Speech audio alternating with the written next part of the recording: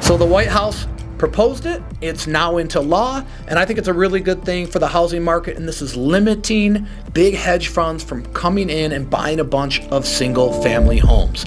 There's been a major shift in federal housing policy, and it could actually make it easier for everyday buyers like you and I to compete.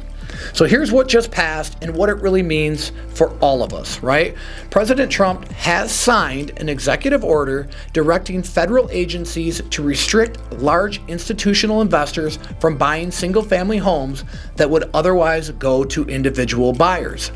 That's now an official policy, and it's designed to limit Wall Street's role in the residential housing market. First, it doesn't force big investors to sell the homes they already own, but it does direct agencies to review and potentially restrict purchases by these large institutional players like private equity firms and big REITs for single-family homes outside of the planned communities. REITs, by the way, Real Estate Investment Trust. Second, it instructs the Treasury, the Justice Department, and the Federal Trade Commission to look at these investors through antitrust and anti-competitive lenses, making it harder to grow huge portfolios of the single-family homes that you and I are trying to buy. Third, the order directs federal housing programs like those backed by Fannie and Freddie to prioritize the individual buyer over the large institutional investors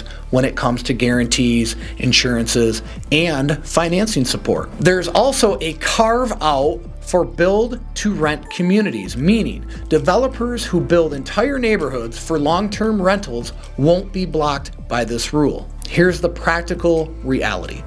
It's going to create less competition, and especially from these huge players that you often just can't beat, right?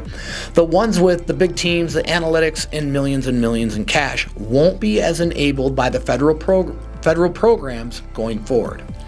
Modest impact overall, these big players actually own a very small percentage of single-family homes nationwide. Though in certain metro areas, their presence is like massive, right? So nationwide, it's not as many, but in these dense areas, they're buying a ton. So supply always drives affordability. This order doesn't create new homes. The real long-term affordability issue still comes down to supply, shortages, and construction bottlenecks. So here's the bottom line. This policy, I think, could reduce some competition in selective markets, but it won't magically drop home prices nationwide or overnight. It could, however, gently tilt things towards individual buyers in place where big investors have been active. If you're a buyer feeling squeezed out of competition right now, this is good news, but it's just one part of many things in the bigger picture of housing. I believe more than anything, what these things that are being done will do is give consumer more confidence, right? We've seen a reduction in interest rates. We're seeing the 401k, which I talked about, proposal, which I talked about in another video.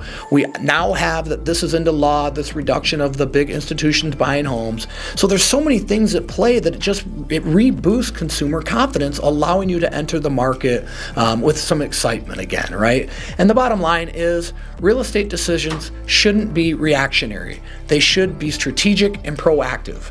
Follow me for explanations, not just headlines.